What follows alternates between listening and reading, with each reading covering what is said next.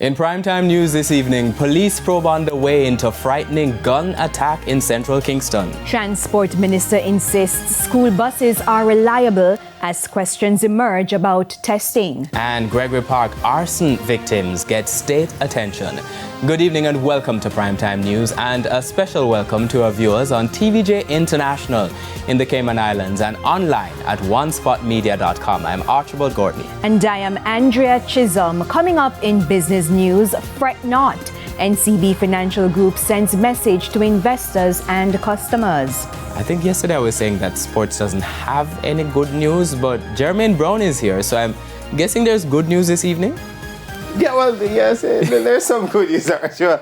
Jamaican athletes they continue to shine in Europe ahead of the World Championships in Tokyo, and the West Indies continue their hunt for a first home series win this summer when they face Pakistan in the first ODI on Friday.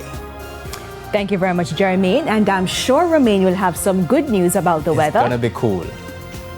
Yes, we have been seeing cooler temperatures in the afternoons because we have been having strong showers and thunderstorms affect more of the island. We did have heavy showers and thunderstorms affect sections of the corporate area, sections of eastern parishes.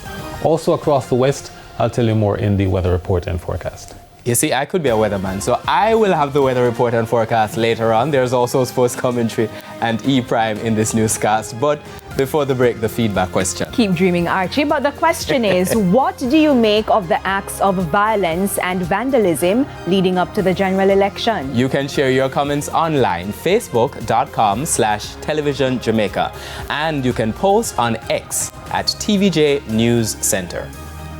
Stay with us. Primetime News continues right after this break.